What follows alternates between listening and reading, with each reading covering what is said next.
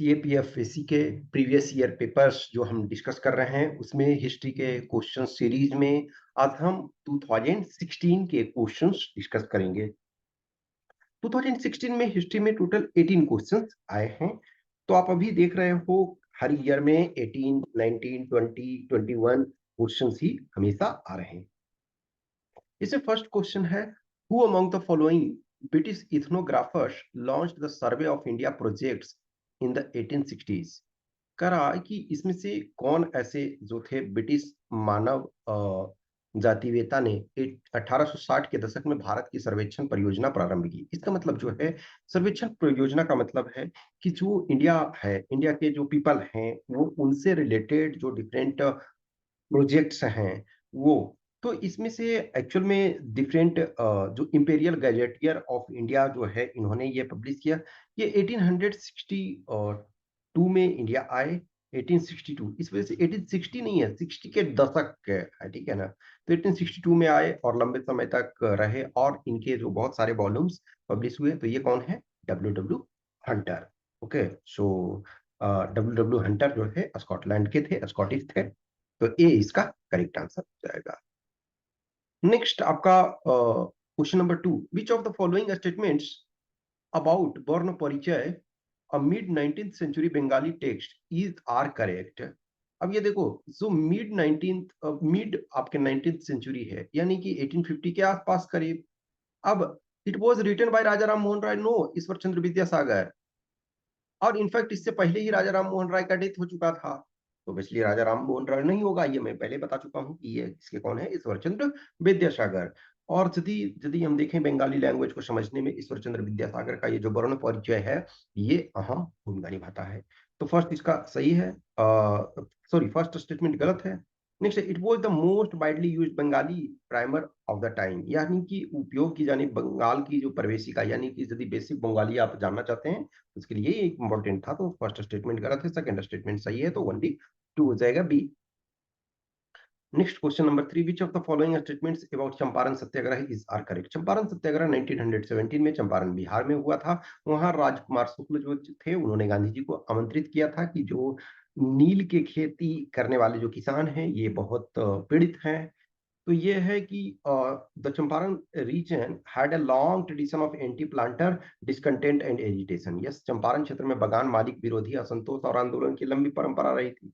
तो first statement सही है। Second, Mahatma Gandhi gave all India publicity to the grievances of the Champaran cultivators, ये भी सही है। The cultivators of Champaran had protested against excessive taxation on indigo, नील की खेती के खिलाफ। तो थर्ड स्टेटमेंट गलत है, फर्स्ट एंड सेकंड सही है। तो आपका आंसर हो जाएगा B. Next question number 4, which of the following is are characteristic or characteristics of the debate between Anglicist and Orientalist in the 1830s। तो ये जो मैकॉलेज मिनट्स ऑन एजुकेशन जो है वो उसके बारे में हमने पहले देख चुके हैं। तो उसमें एंग्लिसिस्ट, एंग्लिसिस्ट का मतलब है कि जो इंग्लिश को एज ए प्राइमरी लैंग्वेज के तौर पे प्रीफर कर रहे हैं कि इंग्लिश जो है होना चाहिए मेन लैंग्वेज एजुकेशन का। ओरिएंटलिस्ट जो थे वो आइदर लोकल लैंग्वेज को प्रीफर करते थे, आइदर हिंदी है, उर्दू है, एक्सेट्रा। तो फर्स्ट इसमें कहा था Anglicist wanted to cut the money being spent on printing Sanskrit and Arabic text. Yes, Hindi Sanskrit Arabic text को कम करना वो चाहते थे एंग्लिसिस्ट, बिल्कुल सही है। सेकंड ये आपका है, the Anglicist wanted to cut the money spend on printing Sanskrit but wish to continue the print on Persian. नहीं, पर्शियन पे भी कम करना चाहते थे। तो सेकंड स्टेटमेंट, तो फर्स्ट पार्ट इसका सही है कि वो संस्कृत पे भी कट करना चाहते थे और पर्शियन को भी कट करना चाहते थे। तो सेकंड आपका आंसर में शामिल नहीं होगा। तो सेकंड जिसमें है उसको अभी फिलहाल ये हटा दो और फर्स्ट जिसमें है तो फर्स्ट आपका। थर्ड देखो, जो है ये, the orientalist wanted a stipend for students of Arabic and Sanskrit. इसको हम डिस्कस कर चुके हैं कि एक्चुअली ओरिएंटलिस्ट वांटेड, वो चाहते थे, लेकिन जो इंग्लिशिस्ट है वो नहीं चाहते थे। तो ये तो स्टेटमेंट सही है। तो फर्स्ट और थर्ड ये सही, तो अब ये गलत हो गया। अब हमारे पास फोर्थ पर दारोमदार है। Orientalist started new Sanskrit college in Delhi, no.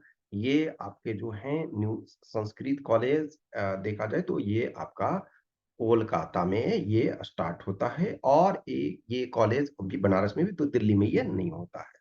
तो ये फोर्थ गलत है, तो 1 और 3 सही है, तो सी इसका correct answer. Next, permanent settlement के बारे में कह रहा कि कौन सा कैरेक्टरिस्टिक नहीं है, विच of the following is not a characteristics. तो अस्थायी बंदोबस्त जो मेनली बंगाल में लागू हुआ था।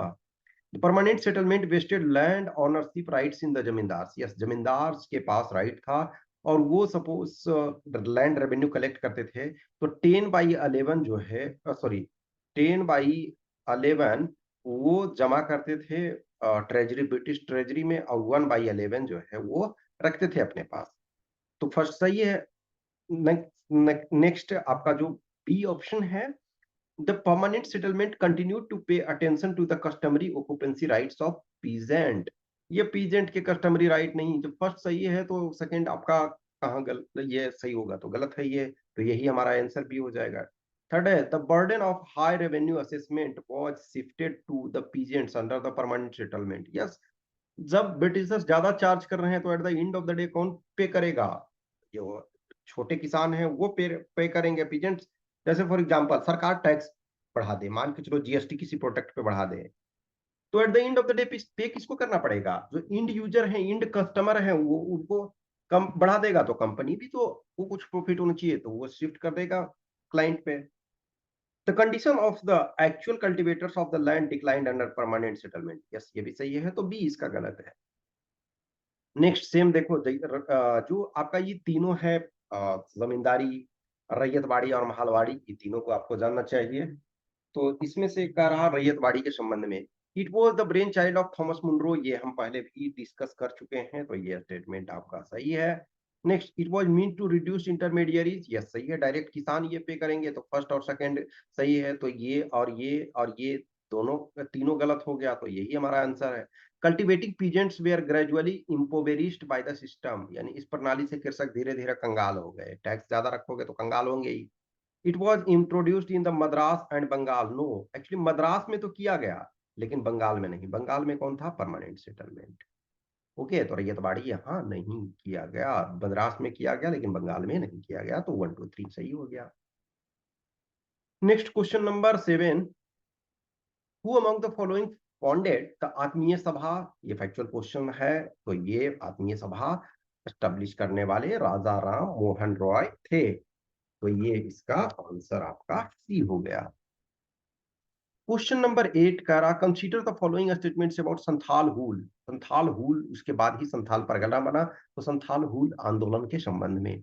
तो Santhals were in desperate situation as tribal lands were leased out, यह सही है, संथाल लोग निराशाजनक स्थिति में थे, क्योंकि जो उनकी जनजातीय भूमि थी पट्टे पर दूसरे जमींदारों को दे दी गई थे, तो वो परेशान तो होंगे ही, तो फर्स्ट स्टेटमेंट सही है।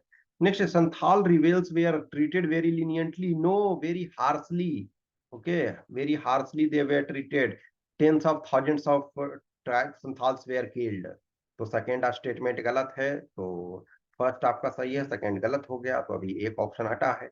Next, Santhal inhabited areas were eventually constituted into separate administrative unit called Santhal Pargana, yes ये किया गया था, तो अब ये हट गया, हमारे पास अब 4 पे दारोमदार है।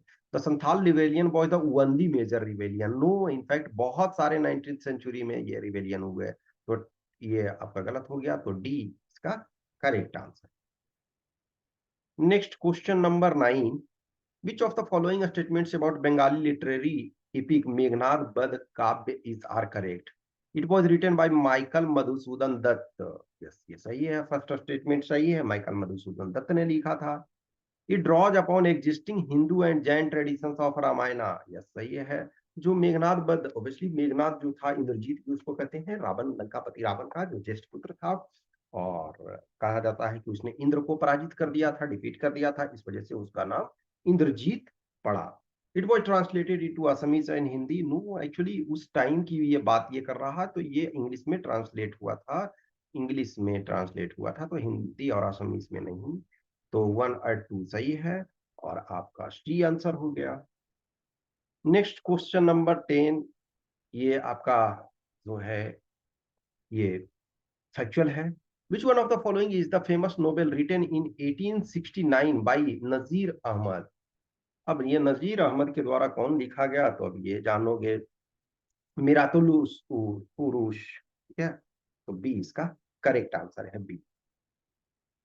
Next question number 11, which of the following statements about the founding of the Indian National Congress is are correct? तो इंडियन नेशनल कांग्रेस जो है उसकी स्थापना 1885 में बॉम्बे में हुई। ये गोकुलदास संस्कृत कॉलेज में 72 रिप्रेजेंटेटिव्स शुरू में पार्टिसिपेट किए थे, और जो फर्स्ट चेयरमैन थे वो व्योमेश चंद्र बनर्जी थे, वो आपके बंगाल से। तो ये दोनों स्टेटमेंट सही है। तो एओ ह्यूम को फाउंडर माना जाता है, वो एओ ह्यूम, और इसको सेफ्टी वाल्व थ्योरी के तौर पे, लेकिन जो पहले प्रेसिडेंट थे वो व्योमेश चंद्र बनर्जी थे। तो दोनों स्टेटमेंट सही है, तो सी इसका करेक्ट आंसर हो जाएगा। नेक्स्ट है, earliest literary reference to iron is iron in Indian subcontinent are found in, तो ये आयस श्याम अयस के नाम से जाना जाता था। तो ये किसमें है, यजुर्वेद में। ओके, ऋग्वेद सबसे पुराना वेद है, लेकिन ऋग्वेद में इसका मेंशन नहीं है। इस प्रकार हम कह सकते हैं कि ऋग्वेद जिस काल में था, तो उस काल में आपका जो है वो ऋग्वेद को एक तरह से 1500 से 1000 के आसपास माना जाता है, बीसी में, बीसी, ठीक है। तो उस समय जो आयरन ये नहीं है, यजुर्वेद जो है वो 600 बीसी के आसपास जो है, 600 बीसी के करीब में आयरन का जो है खोज ये माना जाता है। लेकिन एंशियंट इंडिया में माना जाता है अभी पुराना, लेकिन अभी रिसर्च चल रहा है उन चीजों पे, लेकिन अभी तक जो ऑथेंटिक है वो आपका है यजुर्वेद। तो सी इसका करेक्ट आंसर हो गया। Next question number 13, consider the following statements about the Morley Minto reforms of 1909। ये पहला ऐसा मौका था जब मुस्लिम को सेपरेट रिप्रेजेंटेशन दिया गया, तो वो कम्युनल अवार्ड एक तरह से कहा जाता है, यहाँ से स्टार्ट हुआ। इनफैक्ट डॉक्टर राजेंद्र प्रसाद मान के चलो इन्हीं लोग को दोषी ठहराते हैं। करा they were named after British parliamentarian Minto and Morley. Actually जो थे, ये मिंटो जो थे वाइस रॉय थे, ठीक है, और जो मोरले थे वो सेक्रेटरी ऑफ स्टेट थे। तो मिंटो क्या थे, वाइस रॉय थे, और मोरले जो थे सेक्रेटरी ऑफ स्टेट थे। तो ये आपका गलत हो गया। They provided for limited self government by increasing the number of elected Indians in the legislative council, ये सही है। They contained provision that ensure that British officials retain their majority in the imperial legislative council, ये भी आपका सही है। तो first गलत है, सेकेंड और थर्ड सही है, तो ये इसका बी आंसर हो जाएगा। Next question number 14, identify from the following novel written by Charles Dickens that critiqued the adverse impact of industrialisation on the poor. कह रहा निम्नलिखित में से चार्ल्स डिकेंस द्वारा लिखे गए उस उपन्यास को पहचानिए जिसमें गरीबों पर औद्योगिकरण के कारण पड़ने वाले प्रतिकूल प्रभाव की समालोचना की गई थी। तो गरीबों पे है, लोगों प्रतिकूल प्रभाव पड़ रहा है। तो ये इसका जो टाइटल था, ये हार्ड टाइम्स था। हार्ड टाइम्स इस बुक का जो नोवेल का टाइटल था। Question number 15, what is the meaning of the term humanist. जो कह रहा कि पुनर्जागरण के काल में, रेनेसा पीरियड में, use during the renaissance of 15th century Europe, जो 15वीं शताब्दी का यूरोप में जो पुनर्जागरण काल है, इस दौरान में जो ह्यूमनिस्ट शब्द जो है वो किसको रिप्रेजेंट करता है। तो फर्स्ट है, it refers to master who taught grammar and rhetoric. यह सही है, उन अध्यापकों को निर्दिष्ट करता है जो व्याकरण और अलंकार शास्त्र की शिक्षा देते थे, सही है। It refers to masters who taught poetry, history and moral philosophy, सही है। It refers to masters who taught subject that were connected with religion, no।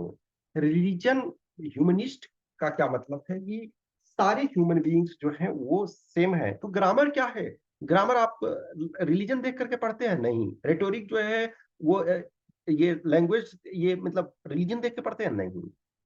Poetry, history, moral philosophy, ये आप रिलीजन से पढ़ते हैं नहीं। तो रिलीजन से संबंधित नहीं था, तो थ्री आपका हट गया। तो जिसमें थ्री है उसको हटा दो, और फर्स्ट और सेकेंड तो है, तो आपका आंसर सी ही हो जाता है। अब फोर्थ है, it refers to masters who emphasized skills that were developed through discussion and debate. यह सही है, यहाँ भी बियॉन्ड रिलीजन है। तो 1 2 4 हो जाएगा, तो सी इसका करेक्ट आंसर है। Question number 16, which of the following was where the features of Quit India movement? Quit India movement 1942 जो है, अगस्त क्रांति भी इसको कहते हैं, अगस्त 1942 में एक तरह से गांधी जी अब मतलब बहुत ऊब गए थे कि हमारे जीवन काल में ही भारत को आजाद होना चाहिए। करा from the beginning it was a rural revolt, no, in fact start कहाँ से हुआ, अर्बन एरिया से स्टार्ट हुआ और रूरल एरिया में पेनिट्रेट किया। तो फर्स्ट जहां जहां है हटा दीजिए, तो आपका आंसर बन गया 3 और 4। It was essentially moderate movement, नहीं नरमपंथी नहीं, इनफैक्ट वायलेंस में बहुत ज्यादा हुआ। चित्तू पांडे से लेकर के बहुत सारे लोगों ने अपना पैरेलल गवर्नमेंट स्टार्ट किया, तो सेकंड भी गलत हो गया। It was marked by unprecedented use of violence, सही है। It was marked by acute state repression, राज्य द्वारा प्रचंड दमन इसकी विशेषता। 7 शहीद आपने पटना में सुना होगा कि जो 7 शहीद लड़के स्टूडेंट थे, वो आपके वो फ्लैग ये होस्ट कर रहे थे अपना तिरंगा, तो उसमें वो मारे गए। तो शी इसका ये सही है। Question number 17. Which of the following statements about the new style of architecture of Rome in the 15th century are correct? It was marked by a complete break from the past. No, complete break नहीं।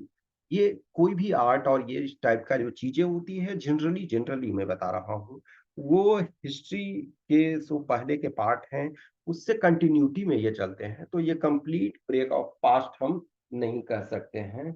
तो first statement जब गलत हो गया, तो अभी एक हमारा ऑप्शन गलत हुआ। It was actually A revival of the imperial Roman style, yes ये आपका सही है।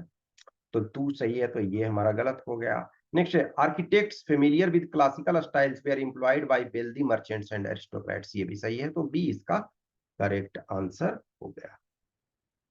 Last question of the day, which of the following statements about Swadeshi movement in Bengal in 1905 are correct? It was marked by the mass mobilization through the organization of समितिज, सही है, समितियों के संगठन के माध्यम से जन संगठन इसकी विशेषता थी। It was marked by mass mobilization through labor strikes, yes ये भी इसकी विशेषता थी। It advocated a constructive program of self help और आत्मशक्ति, yes ये भी सही है।